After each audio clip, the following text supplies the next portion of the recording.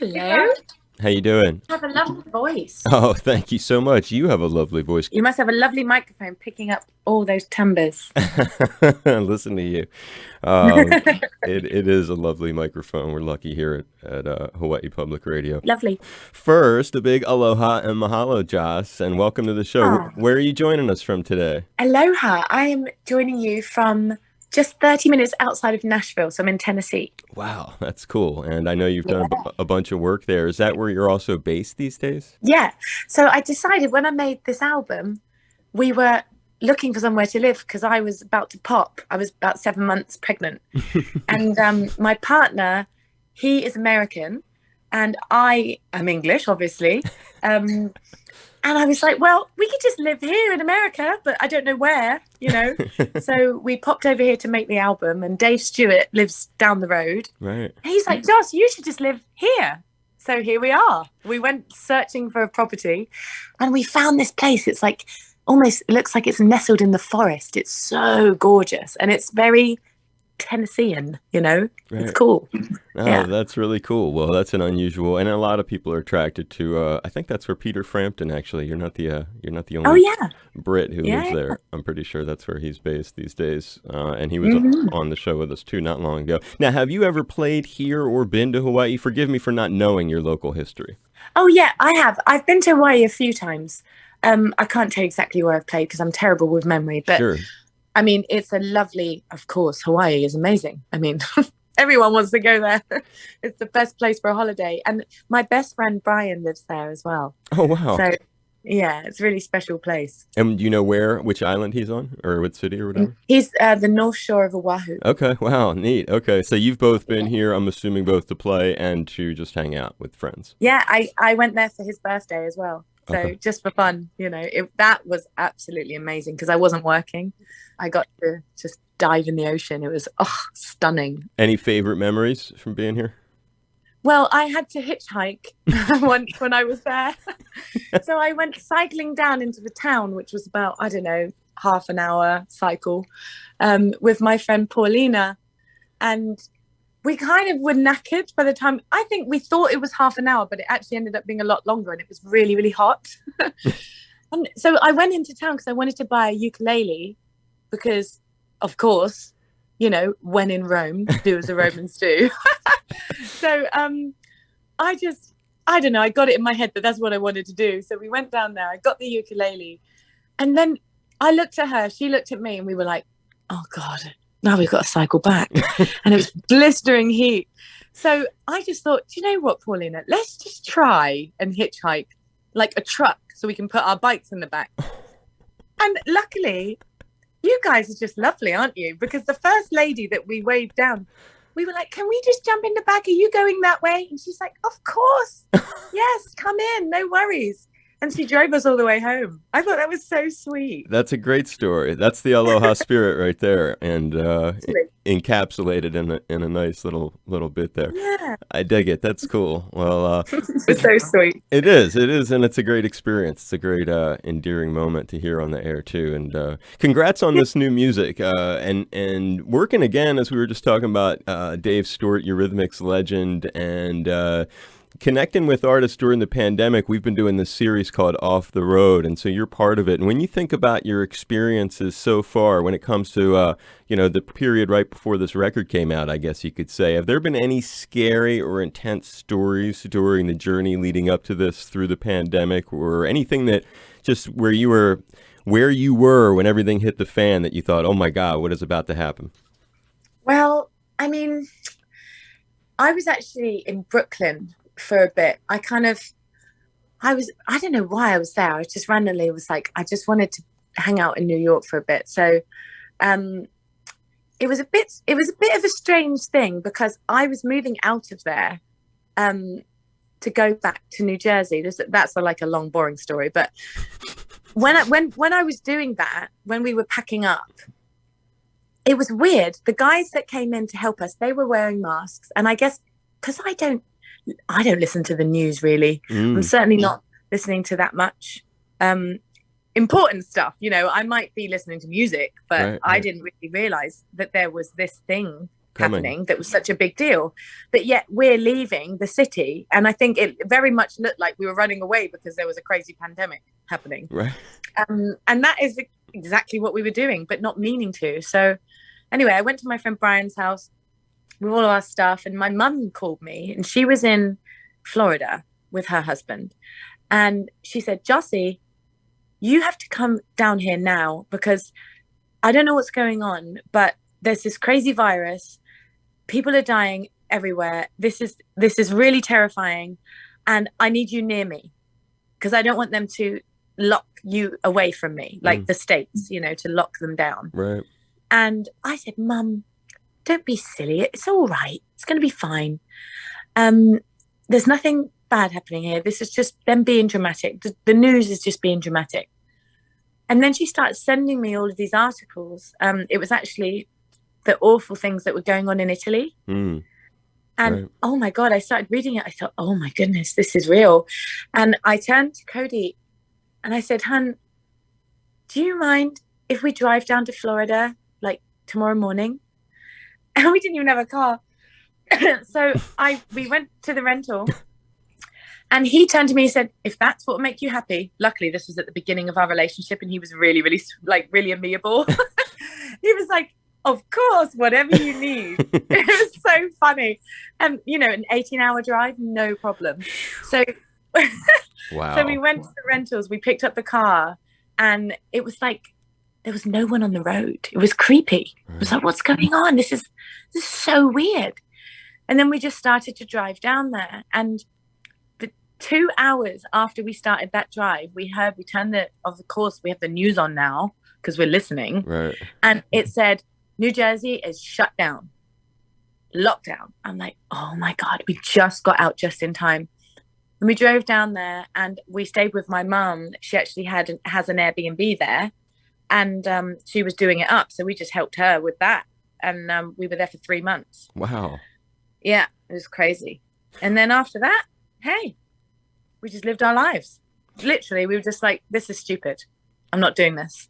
Is that when the new music was written and recorded during this period when you finally settled in? Explain that part. So after, in this pandemic, I will tell you, we drove the length of America six times.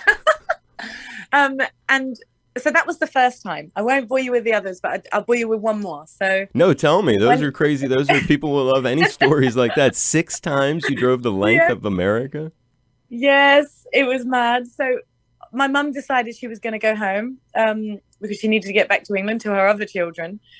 She wanted me to come with her, but I was like, Mum, I can't. My dogs are here. I'm not going to do that yet. My dogs are where my home is. Right. So if they move with me, then that's home. If they're not, then, But so then we drove back to New Jersey. And then Dave was like, hey, come to the Bahamas. He was in the Bahamas, where he's decided to live wonderfully for me. Dave Stewart, with him. Dave Stewart we're talking about. Yes, Dave Stewart. So he's decided a few years ago now that he's going to live in the Bahamas, which is beautiful. And I write with him all the time. So we have to write this, the songs for a play that's hopefully coming out next year. It's The Time Traveler's Wife. It was a book, then a movie. Now it's going to be a play. So he said, hey, we need to finish these songs because it's been going on for a long time. And I know there's a pandemic, but I think you can get in. So we then, because of my dogs, because I didn't want to leave my dogs, we drove back down to Florida. We got on a plane. Luckily, a friend of mine in the Bahamas, he actually has a plane company, which was amazing. They helped us on my world tour. And I said, Paul, is there any way that you can pick us up? Luckily, of course, he's not got a lot going on because of this madness. Right. He said, yes, I can pick you up. Yes, I can pick you up with your dogs. And we had to do all the paperwork, How many dogs? Can't travel. How many dogs? I had 2 at that time. What kind? An Ovchaka, and he is 130 pounds, so no small puppy. Right. And then Maggie, she's like Heinz 57. She's maybe a collie crossed with an Alsatian. We're not quite sure. Just making sure we So, had the picture. So continue. I just wanted to see the size of the animals. Yeah, so they're big, you know. You can't put them in your handbag. So I have that, and then also, yeah. At this point, was I pregnant? Yes, I think I was. Yes. So I'm like 4 months pregnant. Got my dogs. We're driving down to Florida. We get on the plane. We go across there, and we think it's going to be a total drama, but actually, surprisingly, it was cool. You know, I think people thought that they couldn't travel at all. And when they said lockdown, people felt like, oh my God, I have to stay in my house. I have tried and tested it. That's actually not true. What you have to do is wash your hands, wear a mask, do a COVID test. Now, unfortunately, you have to take a vaccination. You don't have to, but it's your choice, whatever. But at that time, it was just about that, you know, do your paperwork, do your test. Yeah. And we got there, and I started to make this music for the play. And then it was all a bit mad because Dave he felt poorly. So I sat in his friend's house for 10 days and I didn't see Dave. He felt what? What did you just say? He felt poorly. So what does that mean? He felt poorly. Translation, he felt a bit under the weather. Okay, got it. Yeah. So, and of course he doesn't know whether that's COVID or not. Right. Who knows? Yeah, so yeah. I didn't see him for 10 days, which was crazy. And we're on this lovely island, but we're not allowed outside because they were really, really, really strict on the lockdowns there. Like there was police. We took the dogs for a walk and the police would meet us outside every day going, hey, are you taking your dogs for a walk? You got to go back in. So that was interesting. And then we started to write the album, Never Forget My Love, which is the one that, you know, we're talking about now. Yeah. And that one was just like, hey, you know, let's do this. I had an idea to make an album that was like Burt Bacharach, kind of Dusty Springfield-ish, you know, more sophisticated type of like approach, more dramatic. Yeah. And Dave said, okay, let's do that. So then we came up with 10 ideas, which is the 10 ideas that you're going to hear on the record, hopefully in February, coming soon. And then after that, I went back, drove all the way back up the country. From Florida back to Jersey, or? Yeah. Florida back to Jersey. And then this is the saddest part of the story. My mentor, Betty Wright, unfortunately, she passed away. Right. And it wasn't from COVID, thank God. But, you know, it was sad and horrible. And there's no way that I would ever miss her funeral. There's no way. This woman taught me so much. I mean, I was 14 when I first met her. I wrote Right to Be Wrong with her. And I believe that she brought that concept to the table of right to be wrong because she wanted me to feel okay in the mistakes that I was about to make. Because she knew, as a woman that has been in this world, in this mad music world for so many years, she started at 14 as well. She knew that I was going to make mistakes and I needed to make mistakes to grow. She was such a very special person for me. She really taught me so much. She was truly my mentor. So I said to Cody for the third time, honey, please, can we drive back down to Florida? And then we got in the car, we drove back down to Florida, and I said goodbye to Miss Betty Wright. And then we drove back up, and that was that. So can you move around in a pandemic? Yes, you can. If it's important enough, yes, you can. Wow. What a, making the record, making this thing for the play, honoring a mentor. Yeah. I'm going to see my mom.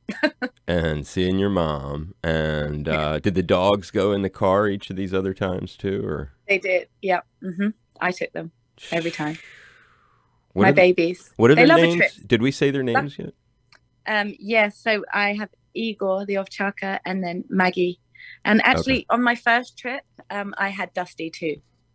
Dusty was my teacup poodle. Her name is Dusty Springfield. And unfortunately, I lost her on that first trip. So luckily, I was with my mum. Thank God. Because that was hard. She was 15. I'd been with her since, for a long time. Yeah. She'd been with me. But she was an old dog and, you know. But thank God I was there thank God I drove down and I was with my mum, because I don't know, that's really a hard thing to do. It's a hard thing to go through, losing a pet. Oh yeah, And big my time. mum knew her as much as I did. So thank God. No, I Yeah. know that feeling. I know it well. God. Believe me, I'm a huge I know about your love and defense of Yeah. animals, and I have huge respect for you for all of what you do for animals. I cannot say it enough. So Oh, thank you. Yeah. feel I think feel the it's what, respect because I know you, and I can tell. I know you love the animals, and you know what? They can't fight for themselves, so we have to, right? correct, correct. Yeah. No question about it. And they would, yeah, if you were in that position, you'd certainly want someone to stick up for you. And this Yeah. tour, before we hear some fun stories from your life, thinking about this record, and you know, this is kind of a just like the making of the record was very unusual, and certainly that time of your life. The fact that Hmm. you're going to put this thing out on the road. Now, have you done any? I'm presuming you haven't done any live dates yet during the crisis. So, are you No. taking any special precautions to get ready to do this? What's up with that? Well, you know what? I say, I have just played a few gigs in Switzerland. It's not the we didn't do the new music, but you know, if the gig was going to play, I was going to play, you know. So you did play a But few times. yeah, just recently, just the last month. Okay. So, and in Switzerland, each country has a different rule, you know. Right. Um, and I'm happy to play by those rules, totally fine. Um, some countries will be like, okay, you all need to be vaccinated, you all need to be, need to have your test, whatever, whatever.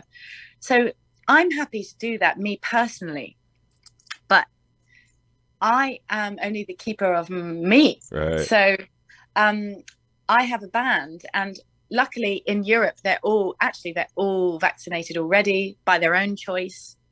Um, and it was easy, but I have some band members that don't really want to do that in the US. Wow. So it's like, you know, that old saying, my body, my choice. Right. I still believe in that. I think that's important. I think that we need to not push our beliefs on other people, especially when it's talking about someone's body. Because at the end of the day, what's going on with somebody medically is nobody's business but their own. But it's a very difficult subject because people get so split on it, Right. and people can get so angry with it too, you know. So it's kind of almost, well, it's certainly turned political, which is mad to me. But it's a difficult scenario. I don't want to tell anyone what to do with their body. Right. And I don't think anybody should. So that's going to be interesting for me going forward with gigs, Right. because I have to stand up for my band. I have to stand up for people's right to choose. And really, I'm not anti-vaxxer. I'm happy. I've had so many vaccinations. Bloody hell. I've traveled to every country in the world. You know, I've got no problem with that. But that's my choice. Yeah, it's going to be a certain, and a lot of bands they go out with the best of intentions, and the next thing you know, the tour gets canceled or regulations in different places can change on a dime. So, yeah, that'll be and people have lost, say again? they've lost their work, you know, and Right. I think that the saddest thing about this is, like, when people are making choices for themselves, they're losing their jobs. That's not good. That's too far, I think. And I don't want that. I don't want that to happen. So there are places that you can play that are going to be more chill. So I guess I'll just play those places, I suppose. I don't know. It's very difficult. Maybe you'll end up back in the Bahamas with Dave. So that's a great story about this. Again, this new record, Never Forget My Love, from Joss Stone, reunites her with Dave Stewart of the Eurythmics, of course, with Annie Lennox all of those years. How did you first meet that cat? Is there any kind of interesting story behind meeting him? Yeah, I was about 17, and I guess he'd heard my voice somewhere. I don't know how.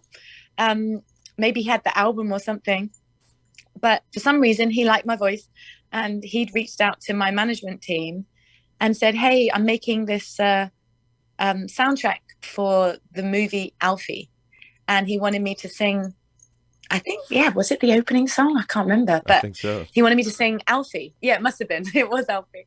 So I ended up going to the studio, meeting Dave, and this is crazy. He had Mick Jagger there as well, which is crazy. And we ended up in a band later on, you Right. know, fast forward. So I ended up doing 3 songs on that soundtrack, and one of them was a duet with Mick.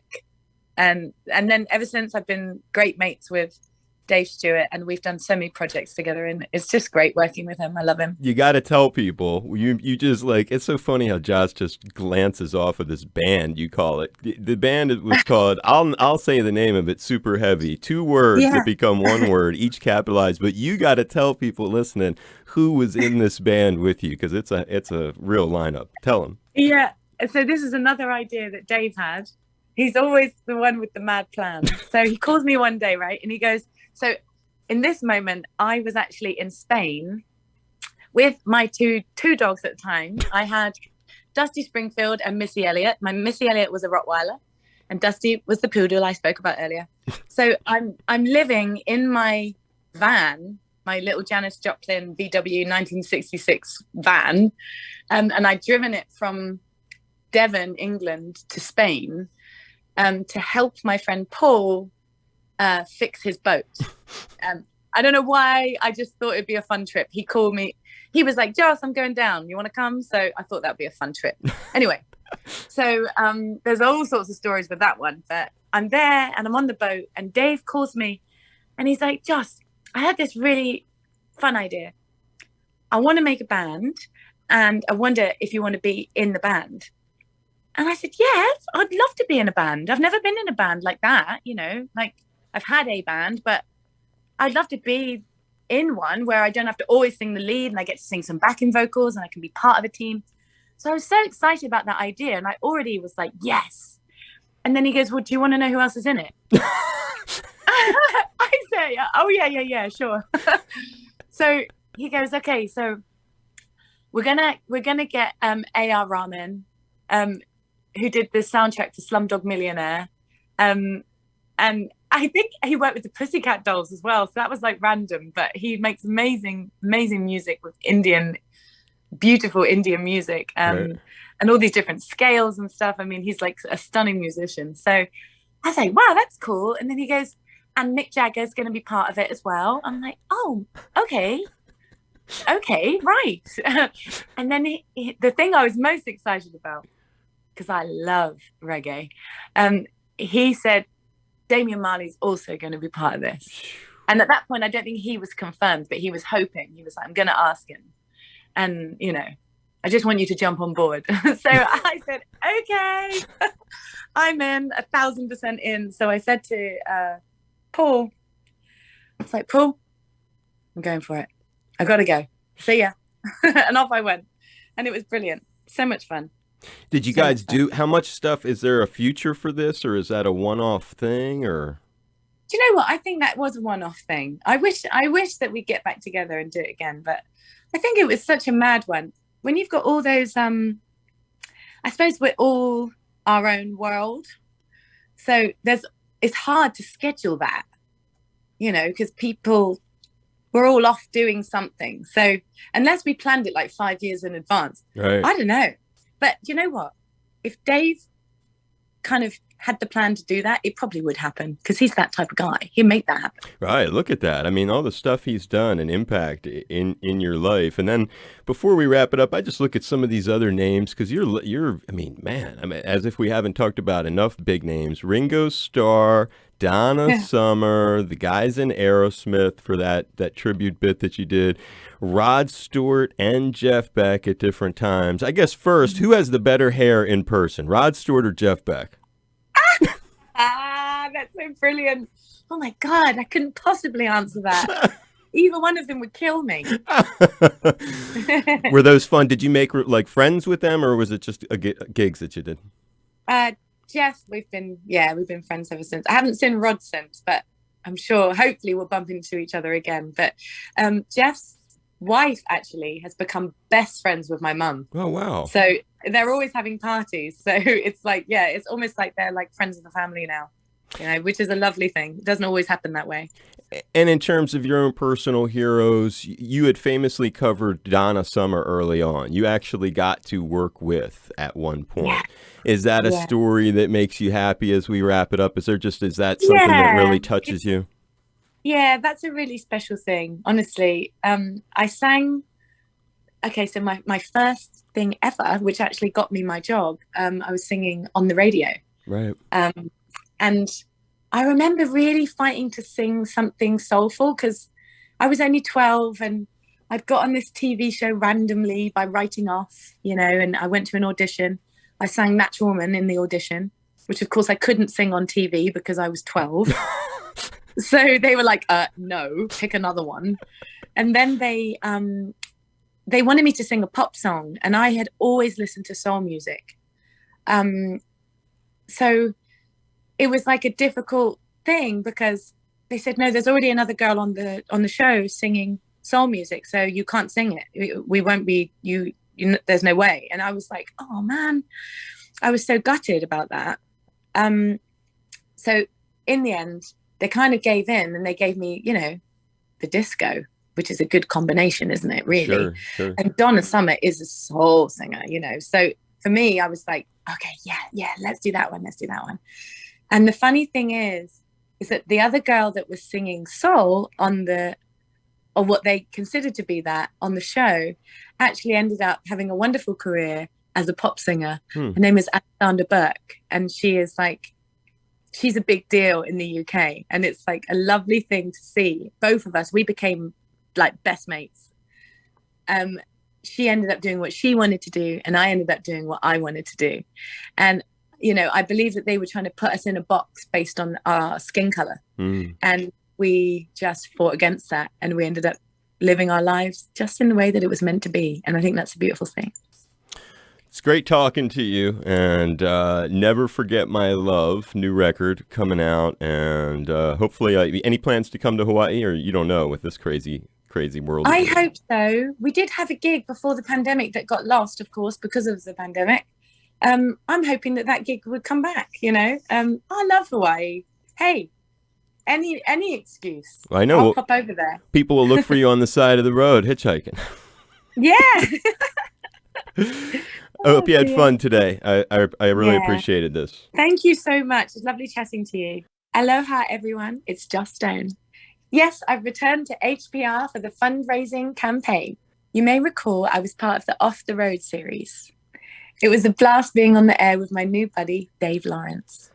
But here's the deal, people. It's a non-profit. Oh, you're not a member? Well, people who listen become members. Here's how to join our ohana, and a big mahalo. You're such a good sport, Joss. Giving you high fives, hugs. I really appreciate you playing along, doing all that for the station. And give the dogs a big squeeze, and very cool. So many endearing stories with you. I'm wishing you the best of luck and good health in the future. Thank you. You as well. Take care, love. Merry Christmas. You too. Be safe. Aloha. Aloha.